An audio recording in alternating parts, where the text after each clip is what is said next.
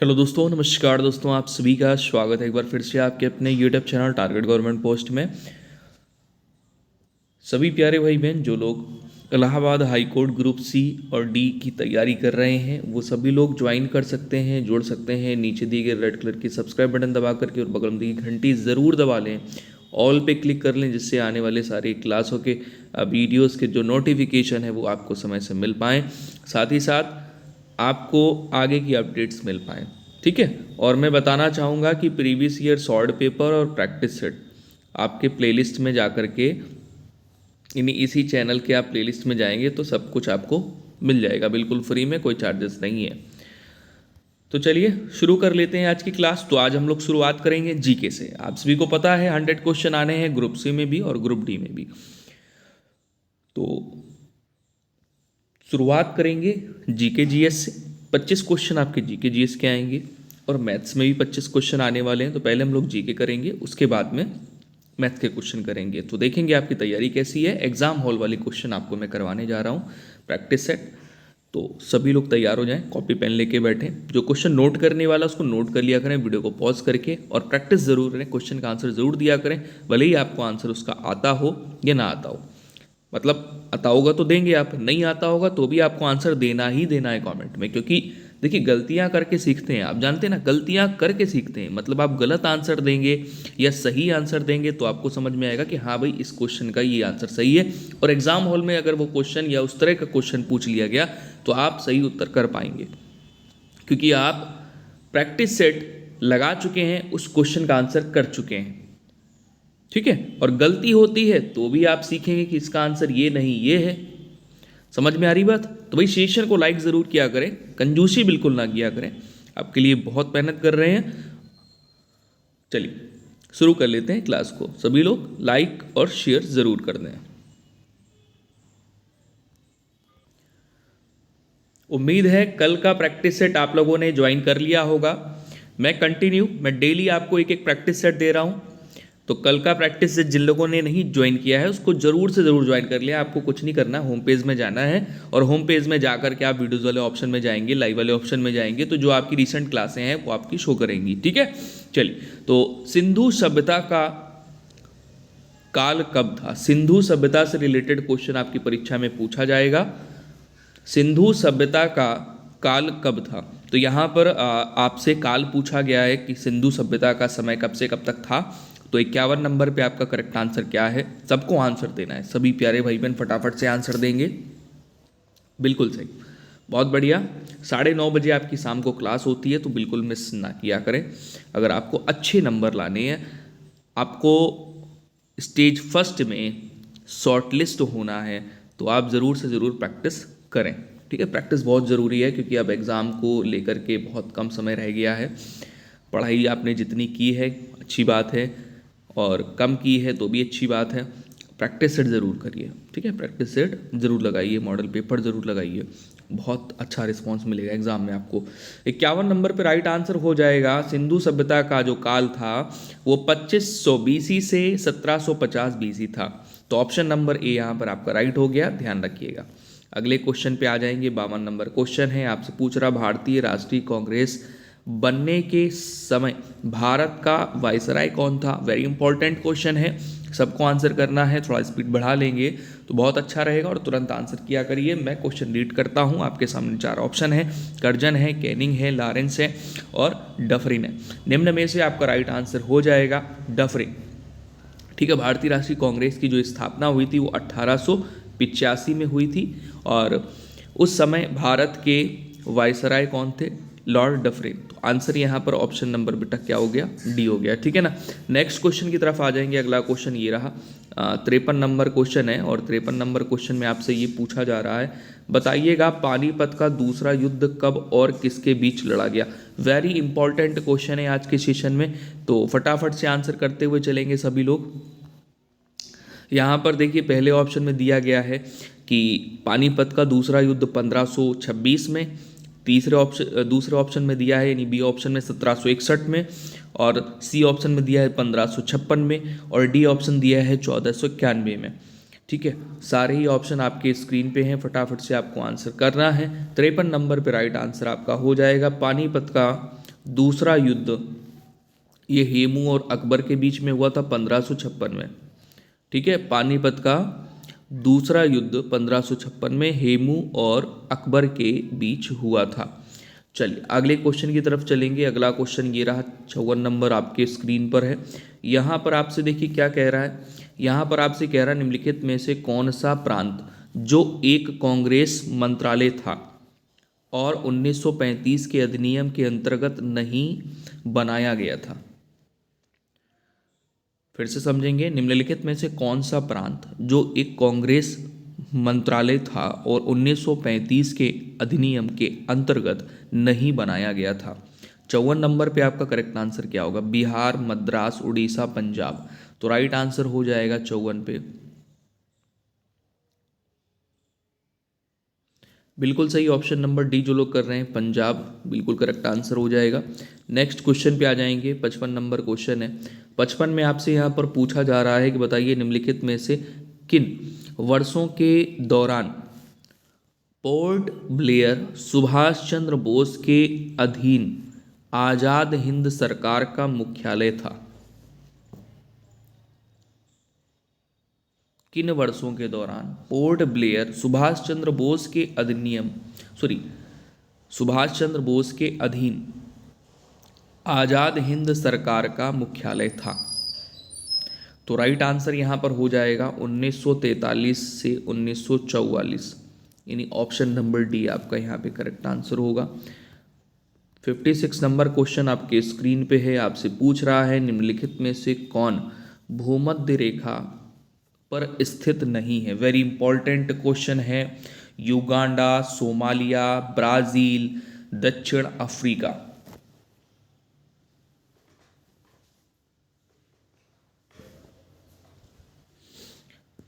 चलिए 56 नंबर पे right answer option number D हो जाएगा, साउथ अफ्रीका, दक्षिण अफ्रीका। चलिए नेक्स्ट क्वेश्चन की तरफ आएंगे। 57 नंबर क्वेश्चन आपकी स्क्रीन पे देखिए। यहाँ पर आपसे कह रहा है निम्नलिखित में से भारत के किस राज्य या केंद्र शासित प्रदेश में सबसे अधिक राष्ट्रीय उद्यान हैं? 4 ऑप्शन दिए, असम, मेघालय, अरुणाचल प्रदेश, अंडमान एवं निकोबार द्वीप समूह। 57 नंबर पे आपसे पूछा गया है कि बताइएगा भारत के किस राज्य या केंद्र शासित प्रदेश में सबसे अधिक राष्ट्रीय उद्यान है? तो 57 पे राइट आंसर हो जाएगा अंडमान एवं निकोबार द्वीप समूह, option number D. Option number D के साथ में जाएंगे, बिल्कुल करेक्ट आंसर है। सर्वाधिक राष्ट्रीय उद्यान अंडमान एवं निकोबार द्वीप समूह में है। ठीक है, और भारत में पूछा जाए अगर कुल राष्ट्रीय उद्यान कितने हैं तो 106 राष्ट्रीय उद्यान हैं। ठीक है, और भारत का पहला राष्ट्रीय उद्यान कौन सा है? जिम कॉर्बेट राष्ट्रीय उद्यान। ठीक है, ध्यान रखेंगे। चलो अगले क्वेश्चन पे आ जाओ। 58 नंबर क्वेश्चन है। भाई सेशन को लाइक ज़रूर कर दिया करें सभी प्यारे भाई बहन, ठीक है, जिससे हमें भी आपका प्यार और सपोर्ट मिल पाएगा और मुझे जानकारी मिल पाती है कि भाई ये सेशन कितने लोगों को हेल्पफुल लग रहा है। ठीक है, हाँ, तो और मेहनत मैं आप लोगों के लिए कर पाऊँ, क्योंकि जॉब करने के साथ साथ क्लासें ले पाना और फिर अपने पर्सनल काम कर पाना बहुत है ना। चलिए 58 पे राइट आंसर ऑप्शन नंबर यहाँ पे क्या हो जाएगा? भारत में सबसे अधिक जैव विविधता कहाँ मिलती है? तो 58 पे राइट आंसर आपका ऑप्शन नंबर सी हो जाएगा, पश्चिमी घाट में।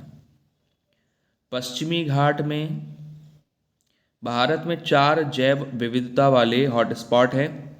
एक तो आपका यहाँ पे पश्चिमी घाट हो गया, ऑप्शन नंबर सी। ठीक है, और एक पूर्वी हिमालय है, अंडमान और निकोबार द्वीप समूह है, इंडो बर्मा क्षेत्र है। नेक्स्ट अगले क्वेश्चन पे आ जाएंगे। अगला क्वेश्चन ये रहा आपके स्क्रीन पर। साइंस में ध्यान दीजिएगा, जनरल साइंस से आपके 2 से 3 क्वेश्चन मिलेंगे पेपर में। ताजमहल के संगमरमर की क्षति होने का मुख्य कारण क्या है? ताजमहल के संगमरमर की क्षति होने का मुख्य कारण क्या है? तो सल्फर डाइऑक्साइड, SO2। नेक्स्ट अगले क्वेश्चन की तरफ आएंगे। 60 नंबर क्वेश्चन है। यहाँ पर आपसे ये कह रहा है कि बताइए भारत में पूर्ण रूप से जैविक खेती करने वाला राज्य कौन सा है? बताइएगा, भारत में पूर्ण रूप से जैविक खेती करने वाला राज्य कौन सा है? केरल है, पश्चिम बंगाल है, सिक्किम है, मेघालय है। 60 नंबर क्वेश्चन आपके स्क्रीन पर, फटाफट से आंसर करेंगे सभी प्यारे भाई बहन।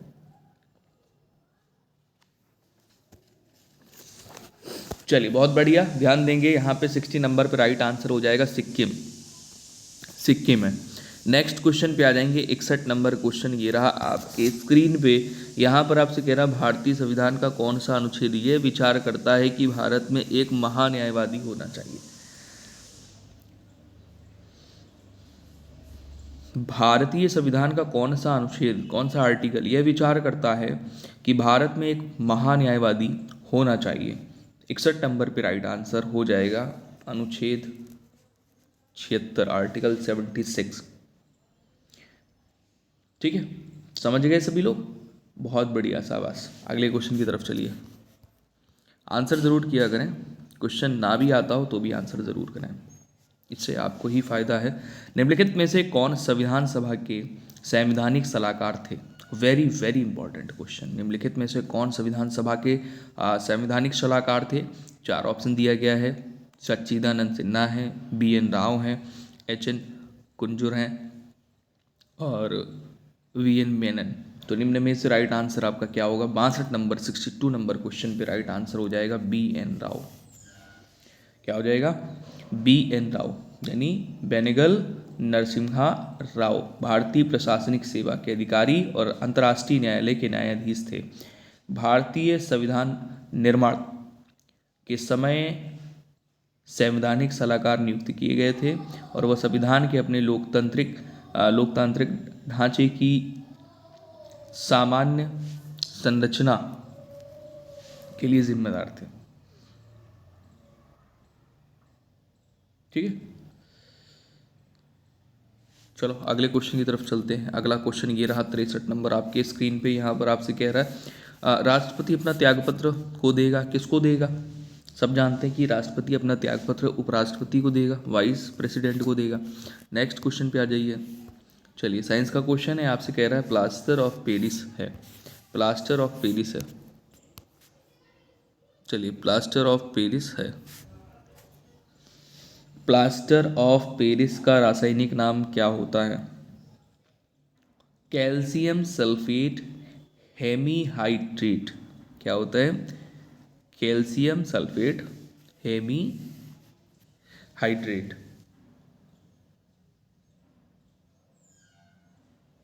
फॉर्मूला इसका क्या होता है? CaSO4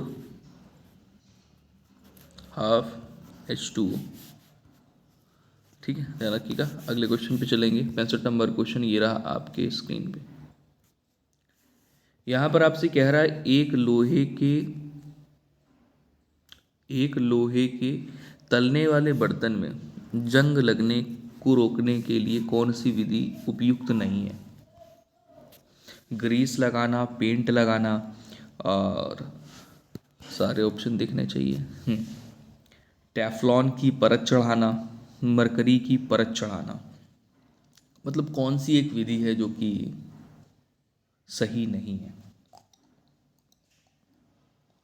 देखिए, एक लोहे के बर्तन में जंग लगने को रोकने के लिए अनेक विधियां हैं, जैसे ग्रीस लगाना, पेंट लगाना, ठीक है, टेफ्लॉन की परत चढ़ाना, ध्यान देंगे। लेकिन मरकरी की परत चढ़ाना ये सही ऑप्शन नहीं है, तो आंसर यहाँ पर ऑप्शन नंबर डी बिल्कुल करेक्ट हो जाएगा। नेक्स्ट क्वेश्चन पे आ जाएंगे। 66 नंबर क्वेश्चन है, निम्नलिखित में से कौन एक जंतु हार्मोन है? 66 नंबर क्वेश्चन है, जंतु हार्मोन पूछा गया है। ऑक्सिन नहीं होगा, साइटोकाइनिन नहीं होगा, जिब्रेलिन भी नहीं होगा। ये हो जाएगा ऑप्शन नंबर ए, एड्रेनलिन, जो कि एक जंतु हार्मोन है। ठीक है, चलिए 67 नंबर क्वेश्चन पे आ जाएंगे। 67 नंबर क्वेश्चन पे यहाँ पर आपसे कह रहा है कि मनरेगा का उद्देश्य क्या बढ़ाने का है? सभी लोग आंसर करेंगे। चलिए, थोड़ा डिस्टरबेंस हो गया होगा, अब क्या कर सकते हैं। आस पड़ोस वाले हैं जो कि हेलीकॉप्टर लेके चलते हैं, तो चलिए, मनरेगा का उद्देश्य क्या बढ़ाने का है? 67 नंबर पे राइट आंसर आपका क्या होगा? देखिए, मनरेगा का उद्देश्य क्या बढ़ाने का है? तो ग्रामीण क्षेत्रों में जीविका सुरक्षा। क्या? ग्रामीण क्षेत्रों में जीविका सुरक्षा। अगर पूछ लेता है कि मनरेगा का जो है इसका शुरुआत कब हुआ, तो आपको पता होना चाहिए इसकी शुरुआत 2 फरवरी 2006 को हुई थी। ठीक है, नेक्स्ट अगले क्वेश्चन की तरफ आ जाएंगे। 68 नंबर क्वेश्चन है, यहाँ पर आपसे कह रहा है कि मिश्रित कृषि का अर्थ क्या है? मिश्रित कृषि का अर्थ क्या है? मिश्रित कृषि का अर्थ क्या है? 4 ऑप्शन दिए गए हैं। विभिन्न फसलों का एक योजनाबद्ध तरीके से उत्पादन और खरीफ फसलों को रबी की फसल के साथ उगाना। तीसरा ऑप्शन दिया गया विभिन्न फसलों को उगाना और साथ ही पशुपालन करना। और डी ऑप्शन में कह रहा है, चौथे ऑप्शन में, कि फलों और सब्जियों को भी उगाना। मतलब फलों और सब्जियों को भी उगाना। ध्यान देंगे, मिश्रित कृषि का मतलब हो गया एक से अधिक प्रकार की कृषि एक साथ करना। मतलब जैसे फलों को भी उगाना हो गया और सब्जियों को भी उगाना हो गया, है ना। और साथ ही साथ में ये तो फसल में ही आ गया कि विभिन्न फसलों को उगाना और साथ ही पशुपालन करना। तो ये आपका ऑप्शन नंबर यहाँ पे सी मजबूत हो जाएगा। मतलब सी ज़्यादा सही है, क्योंकि फसलों के उत्पादन के साथ साथ पशुपालन भी किया जाता है। ठीक है, क्योंकि फसलों से भी आपका आय का स्रोत होगा और पशुपालन से भी हो जाएगा। चलो, नेक्स्ट क्वेश्चन पे आ जाएंगे। यहाँ पर देखिए, ध्यान देंगे, वेरी इंपॉर्टेंट क्वेश्चन है। ईमेल क्लाइंट, इसकी विशेषता। तो भाई एम एस वर्ड हो जाएगा, एम एस एक्सेल हो जाएगा, एम एस पावर पॉइंट हो जाएगा, एम एस आउटलुक हो जाएगा। 69 पे देखिएगा, माइक्रोसॉफ्ट द्वारा निर्मित ऑफिस सूट में कई एप्लीकेशन होते हैं। ठीक है, कई एप्लीकेशन होते हैं। एम एस वर्ड भी होता है, एम एस पावर पॉइंट भी होता है, एम एस एक्सेल भी होता है ना। तो अब बात कर रहा है कि email client is the feature of, तो ये फीचर किस में होता है? ये फीचर होता है एम एस आउटलुक में। ठीक है, इन तीनों में नहीं होता है, एम एस आउटलुक में होता है। तो ऑप्शन नंबर आपका डी यहाँ पे राइट हो जाएगा। नेक्स्ट यहाँ पर आ जाएंगे, 70 नंबर क्वेश्चन है। यहाँ पर आपसे कह रहा है कि बताएंगे, वेरी इंपॉर्टेंट क्वेश्चन है, ध्यान देंगे। जो ग्रुप सी वाले हैं खासकर उनके लिए वेरी वेरी इंपॉर्टेंट क्वेश्चन है। परिकलन में प्रयुक्त होने वाली संगणक की भाषा, यानी computer language used for calculation is. तो कैलकुलेशन के लिए ऑप्शन नंबर बी हो जाएगा। हिंदी में लिख के आता भी है और नहीं भी आता, इसमें लिख दिया है, हिंदी में भी लिखा है, अंग्रेजी में, फॉरट्रैन। ठीक है, ध्यान देंगे, एक प्रमुख प्रोग्रामिंग भाषा है ये। कैसी? प्रोग्रामिंग भाषा है। प्रोग्रामिंग आपसे अगर पूछे कि प्रमुख कंप्यूटर प्रोग्रामिंग भाषा कौन सी है, तो आप फॉरट्रैन करेंगे। नेक्स्ट अगले क्वेश्चन पे आ जाएंगे।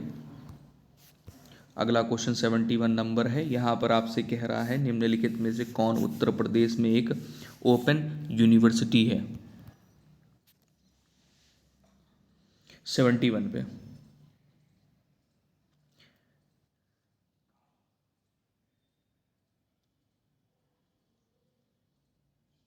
राजऋषि टंडन ओपन यूनिवर्सिटी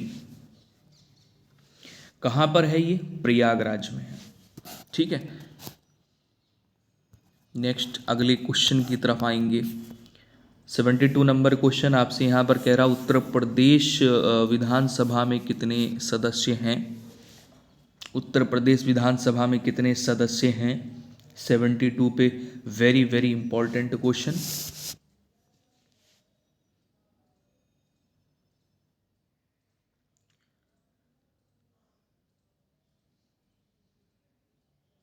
देखिए, उत्तर प्रदेश की विधानसभा में 403 निर्वाचित सदस्य और एक मनोनीत सदस्य, यानी 404 हो गए टोटल। ऑप्शन नंबर आपका डी राइट हो गया, ठीक है ना। नेक्स्ट क्वेश्चन आ जाएंगे, 73 नंबर क्वेश्चन है। यहाँ पर आपसे कह रहा है मई 2024 में फ्रांस ने किस द्वीपीय क्षेत्र में आपातकाल की घोषणा की?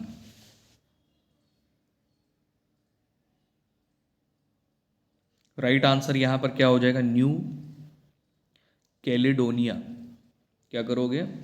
New Caledonia. 2024 में, मई में 2024 में फ्रांस ने किस द्वीपीय क्षेत्र में आपातकाल की घोषणा की? तो new Caledonia, option number A. Next अगले क्वेश्चन पे आ जाएंगे।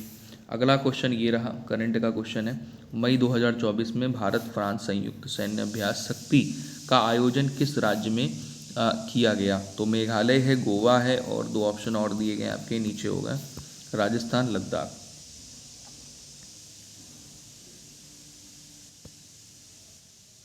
चलिए बताएंगे फटाफट से।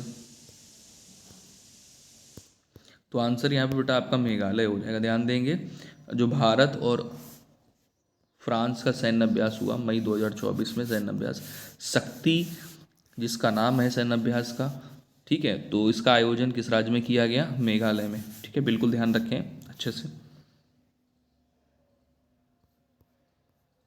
चलो 75 नंबर क्वेश्चन पे आ जाइए, ठीक है। 25 क्वेश्चन आने, 75वां क्वेश्चन आपका ये जीके के 25 क्वेश्चन होंगे। हाल ही में भारत द्वारा किस देश को 14,000 टन गैर बासमती चावल का निर्यात किया गया?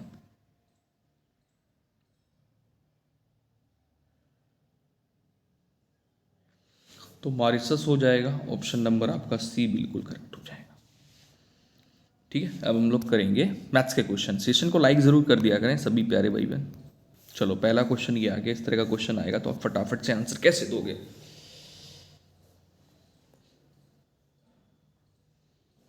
तो इसका बेसिक मेथड तो पहले तो समझ लो, बेसिक मेथड क्या होगा। बेसिक मेथड ये हो जाएगा कि भाई देखो x upon y is equal to 3/5 दिया गया है, मतलब इसको अगर लिखना चाहोगे तो रेशियो में इस प्रकार से लिख पाओगे, इस प्रकार से लिख पाओगे। यानी x की हमने यहाँ पर वैल्यू क्या पुट करनी है? 3 पुट करनी है x की जगह, और y की जगह हमें वैल्यू क्या पुट करनी है? 5 पुट करनी है, ठीक है। सिंपल सा समझना है, जैसे करने का मेथड होता है एग्जाम टाइम पे ऐसे ही करते हैं, ठीक है। तो x की जगह क्या पुट करेंगे? 3, और y की जगह क्या पुट करेंगे? 5। तो यहाँ पर देखिए x की जगह 3 पुट किया तो 3 3 का 9 हो गया, ठीक है। y की जगह 5 पुट किया तो ये 10 हो गया, ठीक है। और यहाँ पर 3 x की जगह कितना 3 पुट करेंगे तो यहाँ पर भी 9 हो जाएगा, और y की जगह 5 पुट करेंगे तो -5 हो जाएगा। कह रहा है इसका अनुपात क्या होगा? तो इनके बीच में क्या निकालना है? अनुपात निकालना है। बहुत सिंपल है, सॉल्व करोगे, यहाँ पे 19 हो गया, रेशियो यहाँ पर 9 में से 5 जाएगा, कितना बचेगा? 4 बचेगा। तो रेशियो कहीं दिख रहा है आपको? हाँ भाई दिख रहा है। कहाँ पे दिख रहा है? ऑप्शन नंबर ए में। लगा लो आंसर। समझ में आ गया सबको? चलो अब अगले क्वेश्चन का आंसर आप लोग सबसे पहले देंगे, फिर उसके बाद में मैं सॉल्यूशन बताऊंगा। चलो 77 नंबर क्वेश्चन है। यहाँ पर आपसे कह रहा है कि यदि n इज इक्वल टू 3 की घात 14 प्लस 3 की घात 13 माइनस 12 है तो n का सबसे बड़ा अभाज्य गुणनखंड क्या है?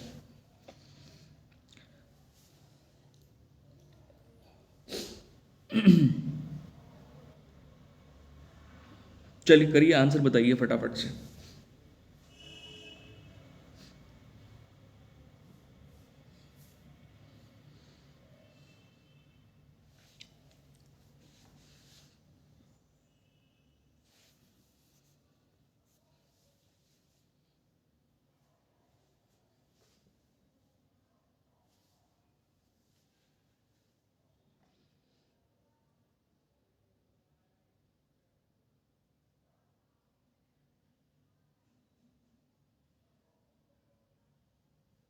चलिए देखिएगा कैसे होगा ये, कैसे होगा ध्यान देंगे। तो यहाँ पे n इज इक्वल टू दिया गया, ठीक है। हम यहाँ से क्या करेंगे? इन दोनों से 3 की घात 13 कॉमन ले लेंगे। तो 3 की घात अगर 13 कॉमन ले लिया, ध्यान देंगे, 3 की घात अगर 13 कॉमन ले लेंगे तो यहाँ पर कितना बचेगा? 3 की घात नहीं 13 मत लीजिए, 12 कॉमन ले लीजिए, ठीक है। 3 की घात क्या लेंगे? 12 कॉमन ले लिया तो 3 की घात 14 था, 12 कॉमन ले लिया, कितना बचा? यहाँ पे 2 बचा। 13 था, 3 की घात 1 बचेगा, ठीक है, और माइनस 12 है। आगे सॉल्व करेंगे तो 3 की घात ये 12 है, ठीक है, ध्यान देना। और यहाँ पे कितना हो जाएगा टोटल, 3 त्रिका 9 और 3 12, तो कितना हो गया ये 12 माइनस 9 लिख दिया, 12 माइनस 12 हो गया, ठीक है। 3 की घात 12 गुणे 12 माइनस 12। अब यहाँ से क्या करेंगे, 12 कॉमन ले लेंगे, 12 को बाहर ले कॉमन ले लिया, तो अंदर कितना कितना बचा, 3 की घात 12 बचा और माइनस 1 बचा, ठीक है, समझ में आ रही इतनी बात। अब यहाँ पर आपका जो फॉर्मूला है वो क्या अप्लाई हो जाएगा भाई, 1 की घात अगर कुछ नहीं है तो भी हम यहाँ पर अगर 12 हमें मिल रहा है तो हम क्या ले लेंगे, 12 यहाँ पर भी ले लेंगे, ठीक है। मतलब 1 की घात कितनी भी कर लो आप, उसकी घात कितनी भी हो, लेकिन आंसर तो एक ही आएगा, ठीक है। तो हमें आगे सॉल्व करने के लिए क्या करना है, यहाँ पे 1 की घात भी 12 ले लेनी है, मान लेनी है, और 3 की घात तो 12 दिया ही है, समझ में आ गई बात, हाँ।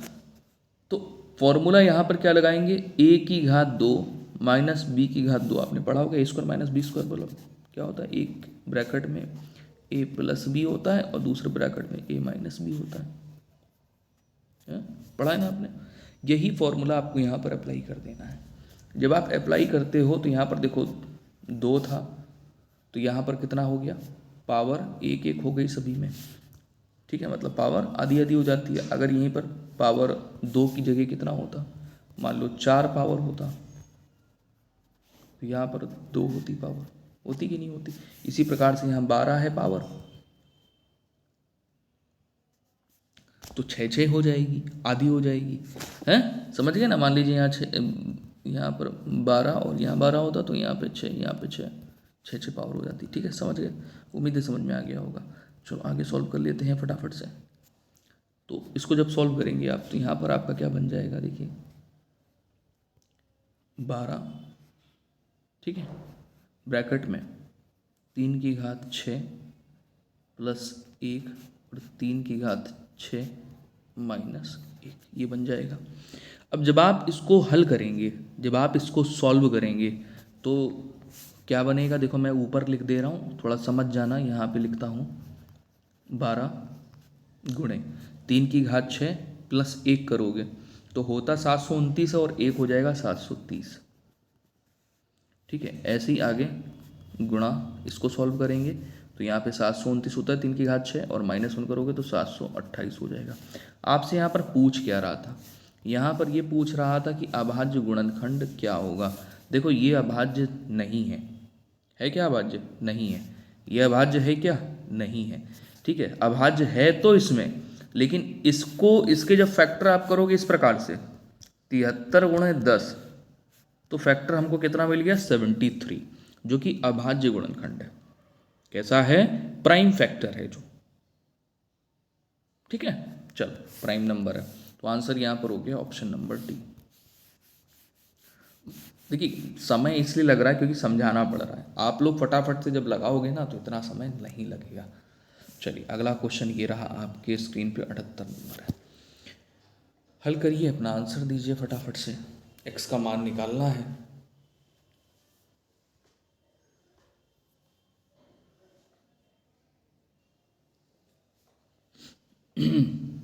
एक्स का मान निकालना है।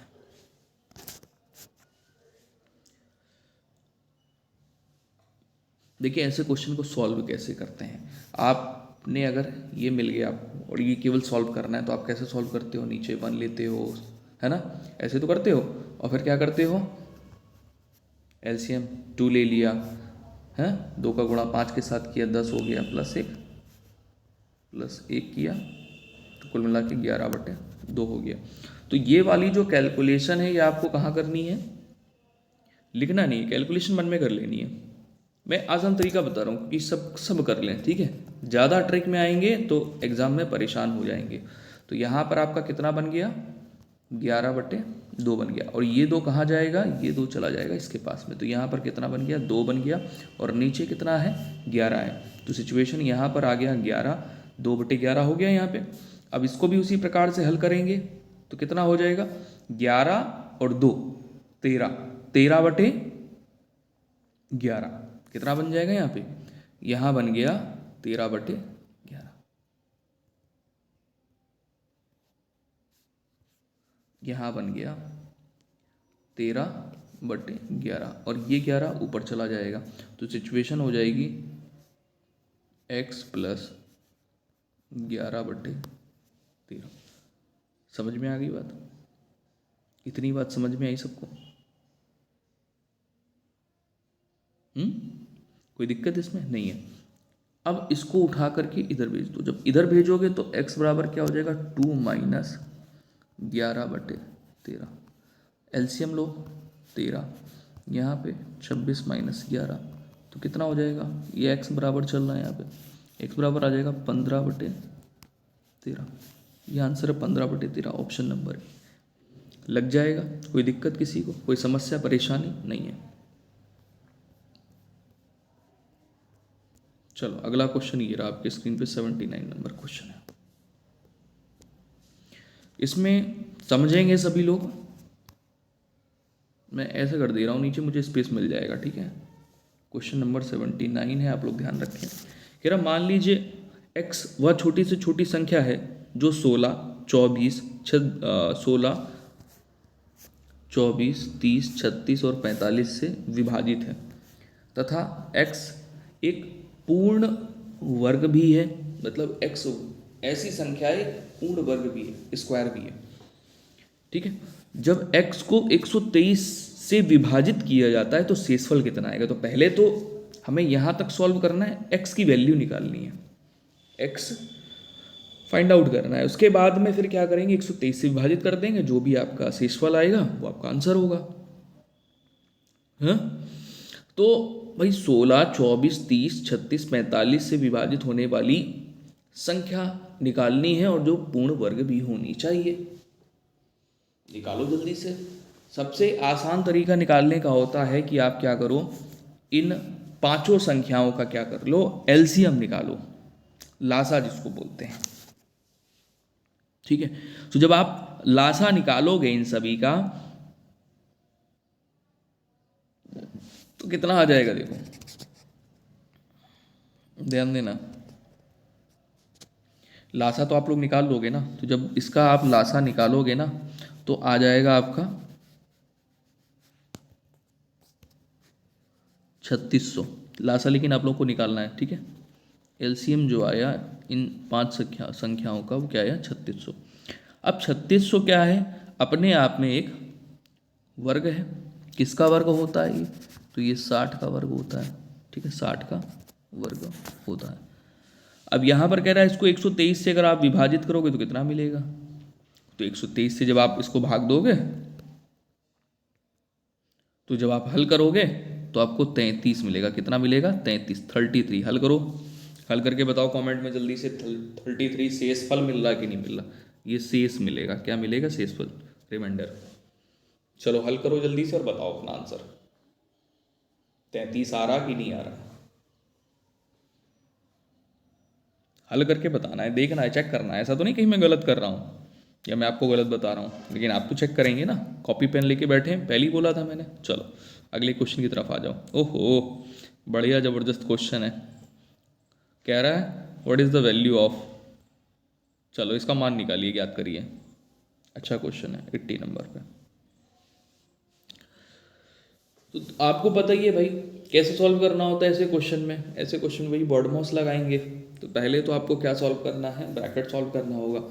तो ब्रैकेट सॉल्व करेंगे, डिवाइड लगा हुआ है तो इसको डिवाइड कर दो। हालांकि जब मल्टीप्लाई में चेंज करोगे इसको तो इस प्रकार से हो जाएगा। हम लोग कैसे करते हैं? मल्टीप्लाई 8/1 ऐसे तो होता है। इसको इधर डिवाइड किया, कितना हो गया? 2 हो गया। अब 1/2 -2 हो जाएगा।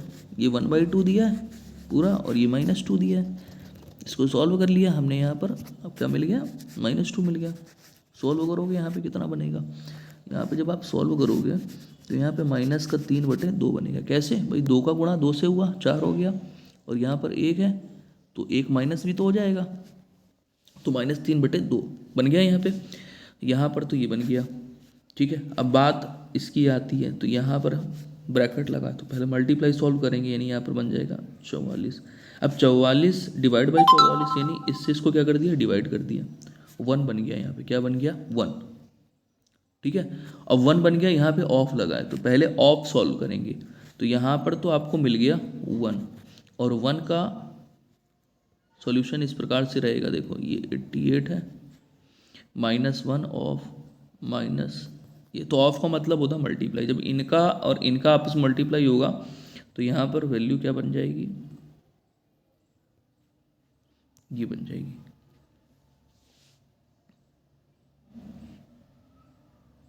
देखते जाना भाई, हो सकता है गलती हो सकती है मेरे से भी, लेकिन पहले ऑफ सॉल्व करना है। एक सेकंड, यहाँ पे थोड़ा सा गलती कर दी मैंने जल्दबाजी के चक्कर से। चलिए, इसको सॉल्व किया था तो यहाँ पर कितना मिला था हम लोगों को, 3/2, माइनस का 3/2। ठीक है, तो अब क्या करना है अब क्या करना है, ऑफ सॉल्व करेंगे, क्योंकि आंसर आपका मैच नहीं करेगा अगर वैसे जाएंगे हम लोग तो। ठीक है ना, तो ये हो गया, और ये होने के बाद में ये हमें मिल रहा था 88, तो ऑफ पहले सॉल्व करेंगे, यानी इसका मल्टीप्लाई इससे कर लेंगे, तो इससे जब इसको कट करेंगे तो यहाँ पर हो जाएगा 44, और 44 का मल्टीप्लाई -3 से करेंगे तो हमको क्या मिल जाएगा, माइनस का 132। ठीक है, माइनस का क्या मिल गया, 132, और डिवाइड में ये 44 है, और माइनस इधर ही है 88। ठीक है, अब यहाँ पर 88 प्लस 44/132 सॉल्व करोगे तो यहाँ पर कितना आ जाएगा, 44 से डिवाइड करोगे तो 11 से डिवाइड करोगे तो ऊपर 4 हो गया, नीचे 12 हो गया, और सॉल्व कर लो, 1/3 हो जाएगा। कितना हो गया, 1/3, मतलब 88 प्लस 1/3। अब इसको जब आप सॉल्व करेंगे तो आपको 265/3 मिलेगा, 265/3। ठीक है, चलिए मैच कर लिया सबने, अपना स्क्रीनशॉट ले लो, इसका लगा लेना, देख लेना, कोई गलती हो मेरे से हो गई हो तो मेरे को कमेंट करके बता देना, बाकी अपना आंसर मैच कर लो, यहाँ पे आंसर आ गया है। ठीक है,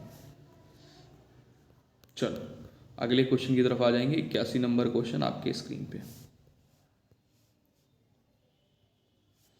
एवरेज वाला क्वेश्चन है, कह रहा 9 पुस्तकों के पृष्ठों की औसत संख्या 400 है, यदि प्रथम 5 पुस्तकों के पृष्ठों की, यानी पन्नों की,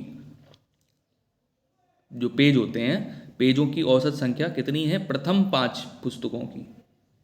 9 पुस्तक हैं, 1 2 3 4 5 6 7 8 9, 9 है, तो पूरे 9 की औसत संख्या कितनी है,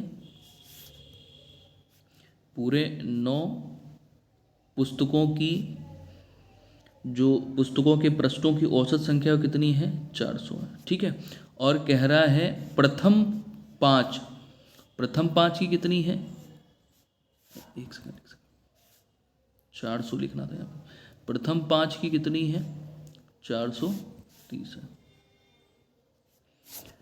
ठीक है, और अंतिम 5 की 380 है, अंतिम 5 की 380।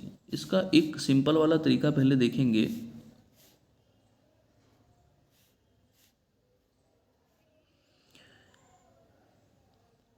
कि जो औसत होता है वो मिड वाला होता है, मतलब यहाँ पर आपका ये 400 होगा। ठीक है, और प्रथम 5 की अगर बात करेंगे तो प्रथम 5 में यहाँ पे 430 आ रहा है, तो 430 हो गया। अंतिम 5 की अगर बात करेंगे तो 380 आ रहा है, मतलब घटते हुए क्रम में। तो 5वीं पुस्तक के पृष्ठों की संख्या कितनी है,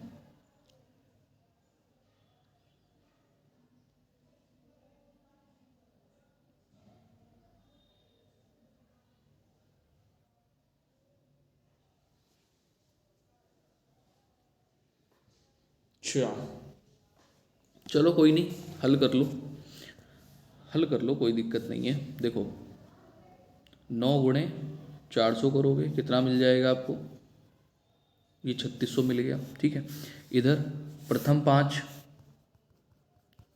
की पृष्ठों का औसत यहाँ पर दिया गया है, तो इधर मल्टीप्लाई करोगे कितना बन जाएगा, इधर आपका बनेगा 2150। ठीक है, और इधर अंतिम 5 पुस्तकों का औसत दिया गया है, तो 5 × 38 ये कर लिया आपने। ठीक है, 380। तो इधर आपने निकाला तो कितना बन गया, 0 0 19, इनको जोड़ लो आप।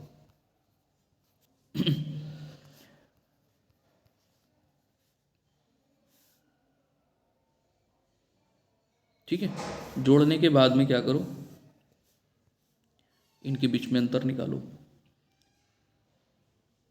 जब अंतर निकालोगे तो 450 आ जाएगा, यही आपका आंसर है। 450 आ जाएगा, यही आपका आंसर है। ठीक है, ऑप्शन नंबर डी सही है, बिल्कुल सही है। अगले क्वेश्चन की तरफ आ जाएंगे। अगला क्वेश्चन ये रहा 82 नंबर आपके स्क्रीन पर। ए तथा बी के मासिक वेतनों का अनुपात 11:21 है। अगर दोनों को 4000 रुपये की मासिक वेतन वृद्धि मिलती है, यानी मासिक वेतन वृद्धि यानी बढ़ के मिलती है, तो नया अनुपात इतना हो जाता है। तो ए का मासिक वेतन क्या है, बताओ। देखो इसका मैं आपको बेसिक वाला मेथड बताऊंगा, बहुत आसान सा।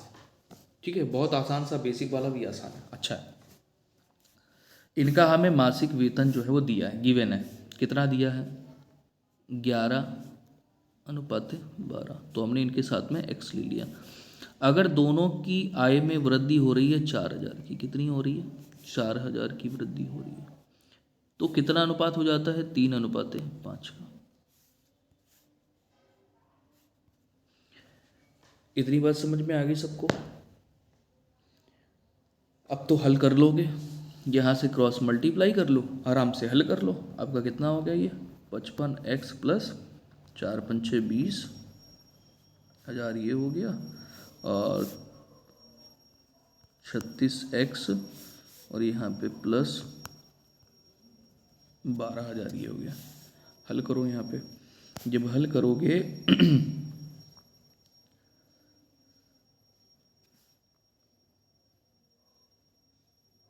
ओ सॉरी 12 नहीं है, यहाँ पे 21 दिया गया है, इसको थोड़ा सा सही कर लेना। सॉरी, ये 21 दिया गया है। ठीक है, तो यहाँ पर क्या हो जाएगा बेटा, 63 हो जाएगा, ये 63,000। ठीक है, 63,000 हो जाएगा। नहीं नहीं नहीं, क्या कर रहा हूँ, 63,000 कहाँ से हो जाएगा, 300 को 12, ठीक है, ये 63 हो जाएगा, 63x हो जाएगा। ठीक है, 63। तो इसके और इसके बीच का अंतर निकालोगे तो 8x आ जाएगा। ठीक है, और 20,000 और 12,000 के बीच अंतर निकालोगे तो 8,000 आ जाएगा। यहाँ से हल करोगे तो x बराबर आपको मिलेगा 1,000।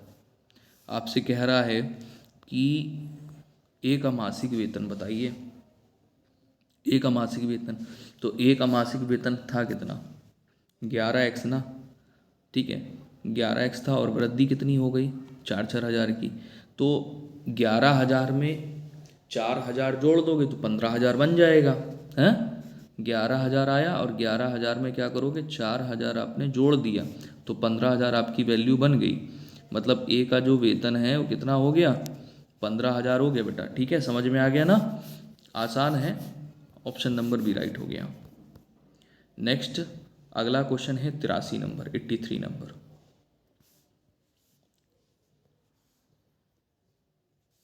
चलो करो जल्दी से, 83 नंबर क्वेश्चन आपके स्क्रीन पे।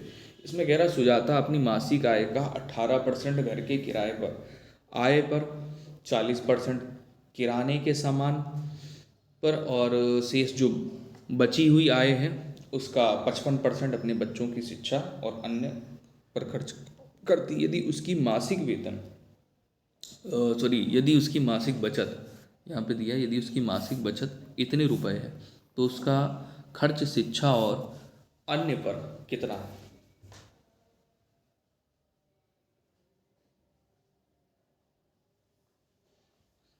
चलो निकालो जल्दी से, हल करिए हल करिए हल करिए।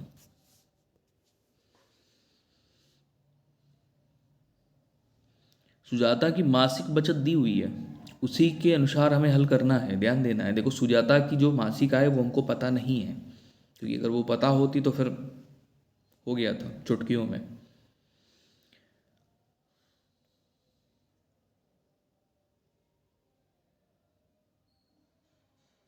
तो ध्यान देना, देखो सुजाता की मान लिया हमने जो मासिक आय है वो एक्स है, ठीक है। और ये 18% घर के किराए पर, ठीक है, और 40% किराने के सामान पर। इतना ध्यान देना पहले यहां तक। तो इतना तो इन्होंने खर्च किया ही किया है। तो 100% उसकी आय थी, उसमें से इतना अगर खर्च किया तो बचा कितना? ये टोटल कितना हो गया? 58 हो गया भाई। 18 और 40 कितना हुआ? 58 हुआ। 58% उन्होंने खर्च किया, तो बचा कितना? कितना बचा? 42%, तो 42% बचा। जो शेष बचा उसका 55% अपने बच्चों की शिक्षा पर खर्च किया। जो शेष बचा उसमें खर्च किया, तो बचा कितना भाई? हम तो बचत ले रहे हैं ना, बचा कितना? 55% तो खर्च कर दिया, तो बचा 45। ठीक है, तो ये जो बचत हुई वो कितने की हुई? टोटल 4725 की। यहाँ 45 है, यहाँ 25 है। समझ में आ गई बात? अब इसको क्या करना है? हल करना है आपको।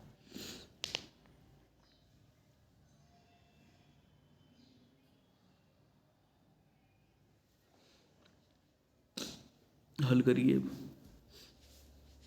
जब आप हल करेंगे तो यहाँ पर x बराबर आपको कितना मिल जाएगा?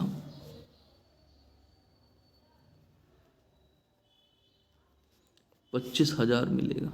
एक जीरो ज़्यादा कर दिया, 25,000 मिलेगा, ठीक है। हल करिएगा आप लोग।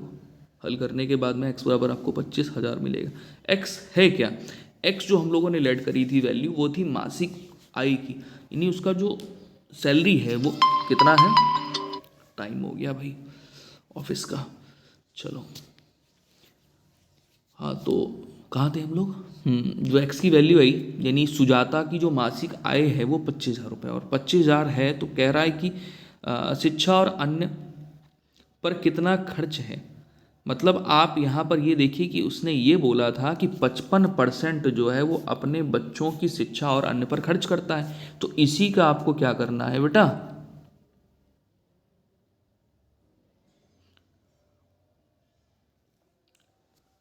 एक बात और ध्यान देना, शेष जुड़ा है साथ में, शेष का। तो शेष यहां पर कितना था? 42%, जो बची हुई आय थी। उसी बची हुई आय का उसने 55% खर्च करना है बच्चों की शिक्षा और अन्य खर्चों पर। तो अब आपको सॉल्व करना है, हल करना है और अपना आंसर निकालना है। देखो ये तो हो गया कट, ठीक है, इतनी बात समझ में आ गई। एक जीरो से ये एक जीरो भी कट गया है। हल करो, और 25 का गुणा अगर आप 42 में करते हो तो कितना बन जाता है? 25 दूनी 50, यानी जीरो 5 लग गई हासिल। 25 चौको 100, यानी कितना हो गया? 105। एक जीरो से एक जीरो ये भी कट गया। अब इन दोनों का कर लो आप मल्टीप्लाई। जब मल्टीप्लाई करोगे तो आपको आंसर मिलेगा 5,775। तो टोटल यहाँ पर जो फाइनली आंसर आ गया आपका 5,775, ठीक है। बाकी कुछ क्वेश्चन रह जा रहे हैं, वो मैं करवा दूंगा आपका। लगभग कितने क्वेश्चन रह गए? 15-16 क्वेश्चन रह गए हैं। चलो अच्छा, एक क्वेश्चन आप लोग और कर लो जल्दी से, है ना, फिर हम लोग कल शाम को मुलाकात करते हैं। चलो यहाँ पर कह रहा है किसी परीक्षा में ए को पासिंग मार्क्स से 20% कम अंक मिलते हैं, मतलब ए को पासिंग मार्क्स से भी कम 20% अंक मिलते हैं और बी को 20% अधिक अंक मिलते हैं। यदि ए और बी द्वारा प्राप्त अंकों का योग अधिकतम अंकों के बराबर है तो पासिंग मार्क्स और अधिकतम अंकों के अनुपात क्या होंगे। तो यहाँ पर ध्यान देना थोड़ा सा, बहुत अच्छा क्वेश्चन है, पढ़ने में आपको लग रहा होगा कि हाँ बहुत डिफिकल्ट है, ऐसा कुछ नहीं है। देखो ए और बी, ठीक है, ए और बी में यहाँ पर उसने ये बोला है कि ए को पासिंग मार्क्स से 20% कम अंक मिलते हैं, यानी 20% कम अंक मिले। मान लिया पासिंग मार्क्स 100% है, 20% कम अंक मिले यानी 80% मिले, और इसको 20% अधिक मार्क मिलते हैं, तो हमने यहाँ पर 120 ले लिया। कोई दिक्कत यहाँ पे किसी को? कोई दिक्कत नहीं होनी चाहिए। इतनी बात समझ में आ गई।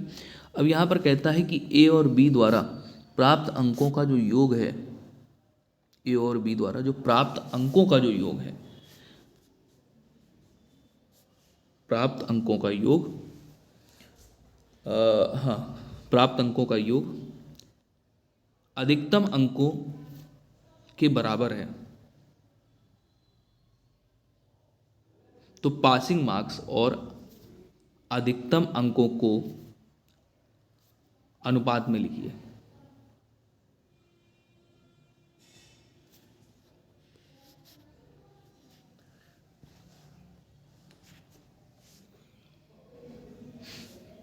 चलिए ध्यान देंगे। यहाँ पर आपने क्या किया, जोड़ लिया। जब जोड़ोगे तो यहाँ पर कितना बन जाएगा, 200 बन गया। और जो यहाँ पर अधिकतम अंक मिल गए वो इतने मिल गए, और जो पासिंग मार्क्स था वो कितना था, वो 100 था कि नहीं था? तो 100 आपका पासिंग मार्क्स था और अधिकतम अंक कितना था, 200। इनके बीच में जब आपने रेशियो निकाला तो कितना आ गया, 1:2 आ गया। तो आंसर हो गया ऑप्शन नंबर डी। ठीक है, मिलते हैं नेक्स्ट सेशन में, अपना ख्याल रखिए। जय हिंद। सेशन को लाइक और शेयर जरूर किया करें सभी प्यारे भाई बहन।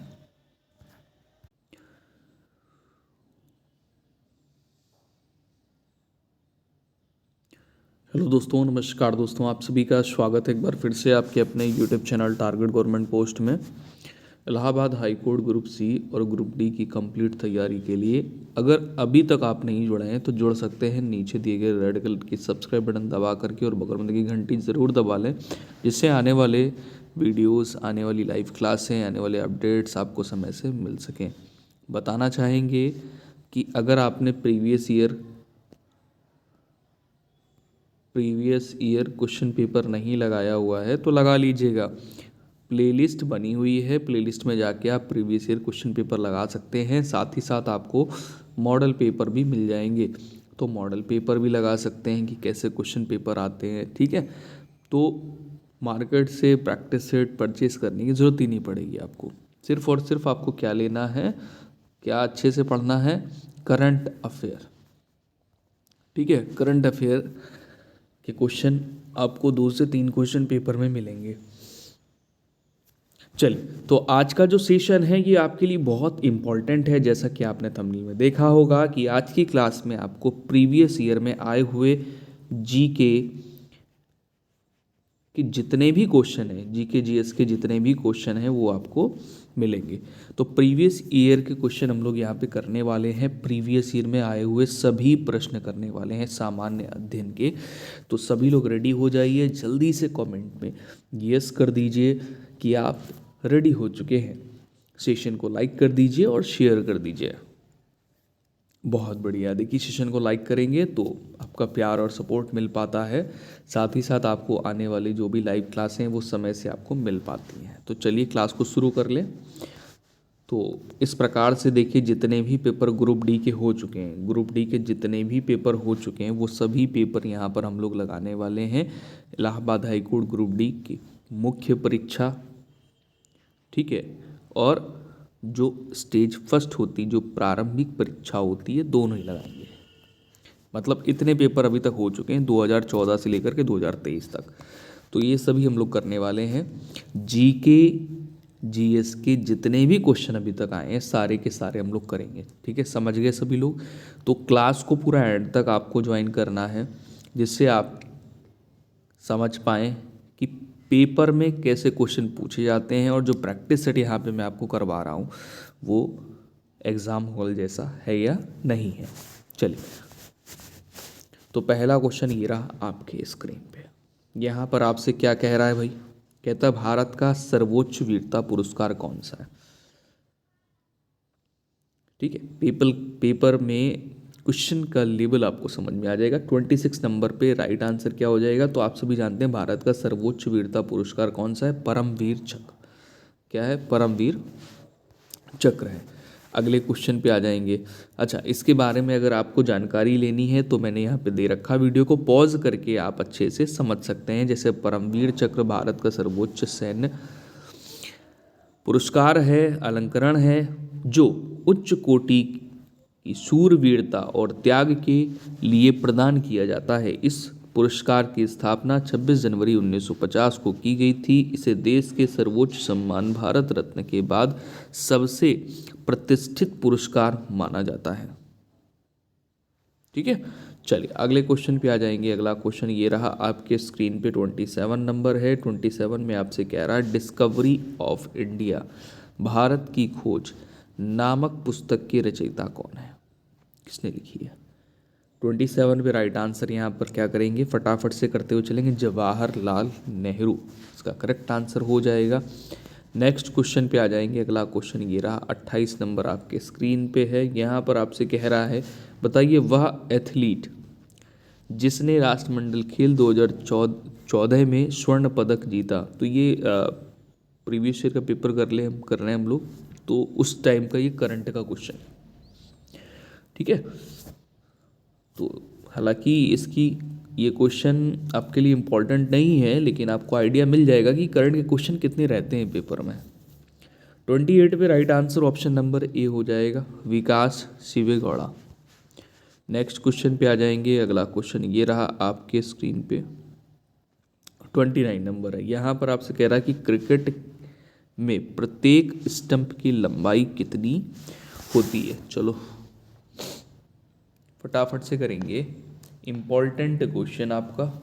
क्रिकेट में प्रत्येक स्टंप की लंबाई कितनी होती है? तो 28 इंच होती है, ध्यान रखेंगे 28 इंच होती है, या कह सकते हैं 72 सेंटीमीटर होती है। ठीक है, ओके, चलो नेक्स्ट क्वेश्चन की तरफ आएंगे। अगला क्वेश्चन ये रहा आपके स्क्रीन पे। 30 नंबर क्वेश्चन में आपसे कह रहा है कि सर्वप्रथम किस शहर में एशियन खेल आयोजित हुए? सर्वप्रथम किस शहर में एशियन खेल आयोजित हुए? तो नई दिल्ली में।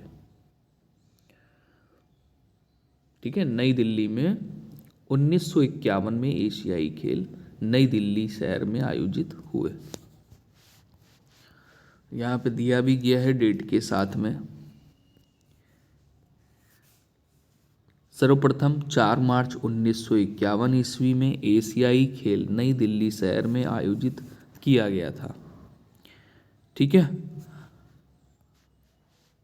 चलिए, और अब यहाँ पर देखिए करंट की अपडेट भी दी है।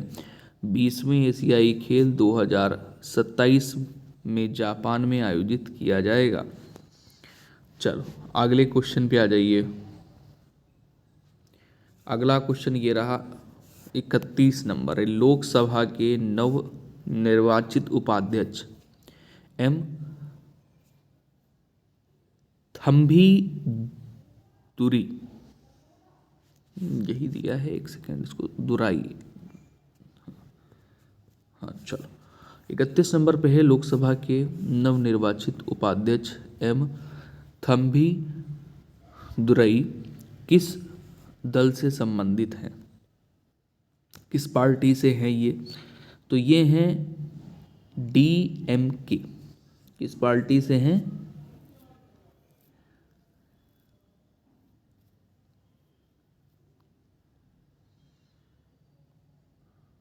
डीएमके नहीं, डीएमके से नहीं है, ये हैं AIADM के से।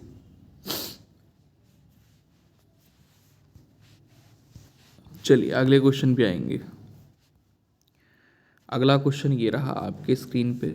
तेलंगाना राज्य के निर्माण के बाद भारत में राज्यों की कुल संख्या।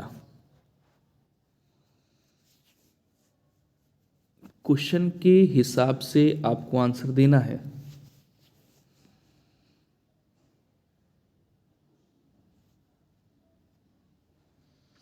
देखिए वर्तमान में तो 28 हैं, लेकिन तेलंगाना राज्य के निर्माण के बाद भारत में राज्यों की कुल संख्या 29 हो गई थी।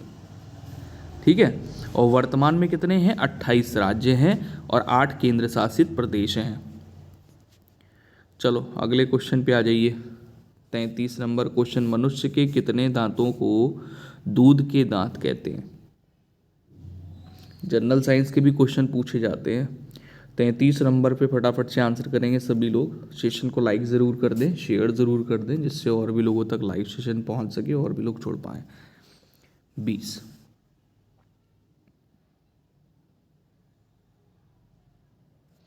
चलिए नेक्स्ट क्वेश्चन पे आ जाएंगे।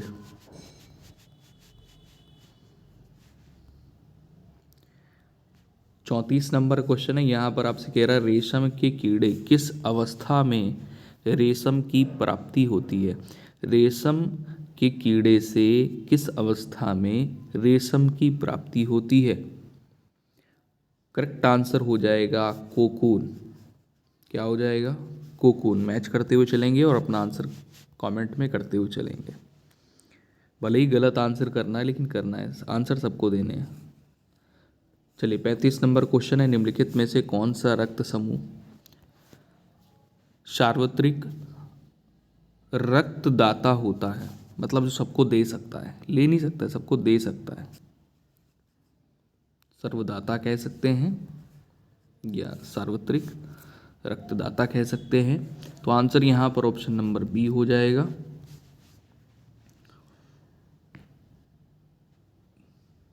ठीक है, चलिए अगले क्वेश्चन पे चलेंगे।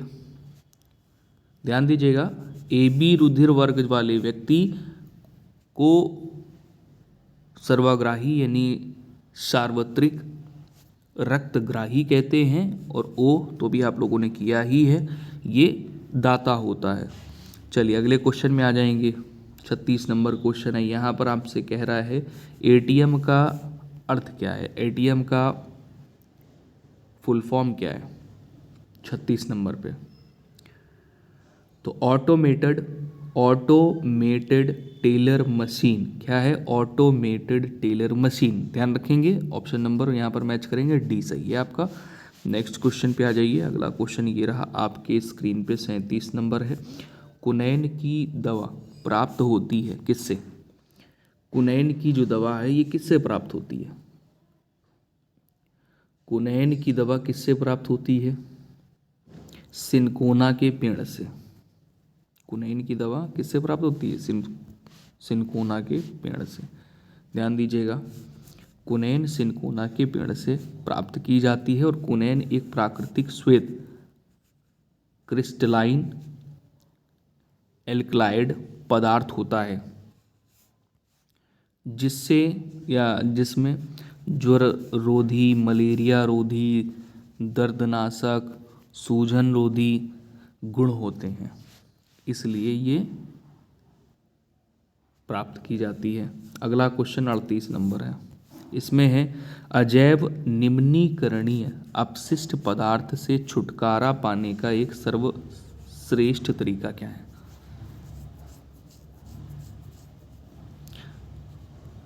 पुनर्चक्रण। नेक्स्ट अगले क्वेश्चन पे आ जाएंगे। 39 नंबर क्वेश्चन आपके स्क्रीन पे है। इसमें कह रहा है राज्य सरकार का आधिकारिक विधिक सलाहकार होता है। 39 पे करेक्ट आंसर क्या करेंगे? राज्य सरकार का आधिकारिक विधिक सलाहकार कौन होता है? सभी को आंसर करना है।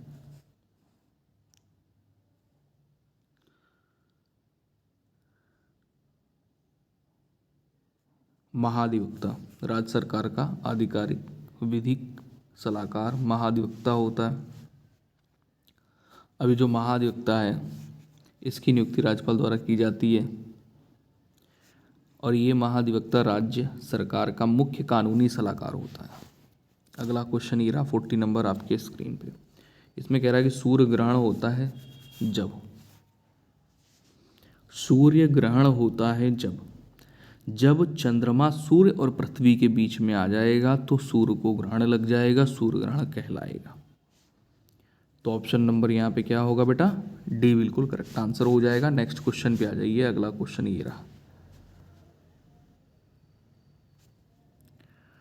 ठीक है, 41 नंबर क्वेश्चन है। इसमें कह रहा है कि सूर्य से आने वाली पराबैंगनी किरणें उत्पन्न करती हैं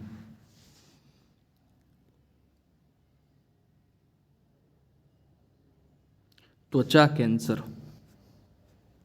त्वचा का कैंसर। चलिए सभी लोग आंसर करते हुए चला करें, सभी प्यारे भाई बहन आंसर करने में कोई कंजूसी ना करें। 42 है, इसमें है सलार जंग म्यूजियम स्थित है, सलार जंग म्यूजियम स्थित है हैदराबाद में। कहाँ पर है ये सलार जंग म्यूजियम, कहाँ पर है, हैदराबाद में। नेक्स्ट अगले क्वेश्चन पे आ जाएंगे। अगला क्वेश्चन 43 नंबर ये रहा आपके स्क्रीन पे। 43 में देखिए ये करंट का ही क्वेश्चन, मैंने बोला आपसे कि 2 से 3 क्वेश्चन आपके करंट के होंगे लेटेस्ट के। नई दिल्ली में हुआ थॉमस कप 2024 का विजेता कौन था। हालांकि आपको ये ध्यान रखना कि जो थॉमस कप है ये किससे संबंधित है, इंपॉर्टेंट ये, ठीक है।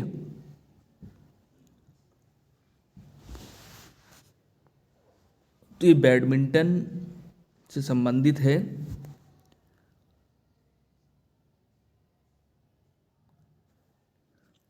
और यहाँ पे जापान करेक्ट आंसर होगा। चलिए अगले क्वेश्चन पे आ जाएंगे।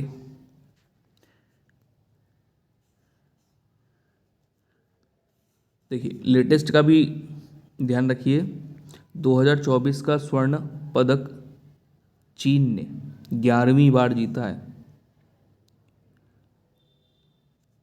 थॉमस कप 2024 का स्वर्ण पदक चीन ने जीता हुआ है।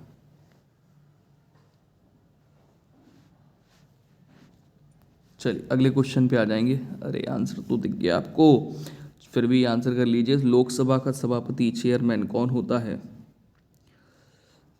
अध्यक्ष होता है, ठीक है। चलो अगले क्वेश्चन पे आ जाओ। अगला क्वेश्चन ये रहा आपके स्क्रीन पे। चलिए इस यहाँ पर कह रहा है कि संसद में शून्यकाल होता है, संसद में शून्यकाल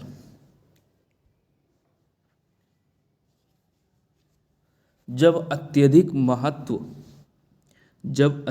महत्व के मामले उठाए जाते हैं तो शून्यकाल होता है, ठीक है। और इसकी टाइमिंग पता रखो क्या होती है भाई, मैं बताता हूँ। चलो देखो, भारतीय संसद के दोनों सदनों में प्रश्नकाल के बाद का समय शून्यकाल होता है। इस समय जो शून्यकाल जब लगेगा तो 12 बजे से लेकर 1 बजे तक होता है। दोपहर 12 बजे से आरंभ होने के कारण इसे शून्यकाल कहा जाता है, ठीक है। और जो शून्यकाल का आरंभ है ये 1960 व 1961 के दशकों में हुआ। चलो नेक्स्ट क्वेश्चन पे आ जाएंगे। अगला क्वेश्चन ये रहा आपके स्क्रीन पर, 46 नंबर है। जापान की सहायता से पूरी होने वाली पैठन यानी जायकवाड़ी जल विद्युत परियोजना किस नदी पर है, यानी ये जो परियोजना है किस नदी से संबंधित है। तो 4 विकल्प आपके स्क्रीन पे दिए हैं, गोदावरी है, ताप्ती है, गंगा है, नर्मदा है। आंसर हो जाएगा गोदावरी।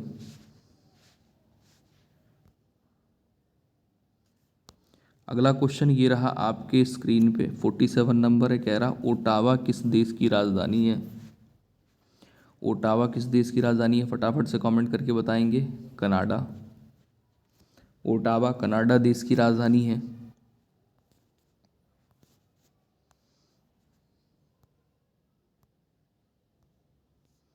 चलिए नेक्स्ट क्वेश्चन पे आ जाइए। अगला क्वेश्चन ये रहा आपके स्क्रीन पे। सारनाथ में किसने अपना प्रथम उपदेश दिया था? 48 पे राइट आंसर सभी जानते हैं, गौतम बुद्ध। तो आंसर यहाँ पर हो जाएगा ऑप्शन नंबर सी।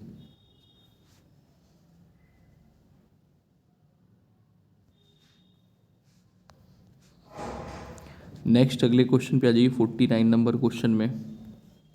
इसमें कह रहा है अकबर के शासनकाल में राजस्व व्यवस्था की देखभाल करते थे कौन? टोडरमल। अकबर के शासनकाल में राजस्व व्यवस्था की देखभाल टोडरमल करते थे। अगला क्वेश्चन ये रहा आपके स्क्रीन पे। भारत आने वाले प्रथम यूरोपियन कौन थे? भारत आने वाले प्रथम यूरोपियन कौन थे? तो पुर्तगाली थे।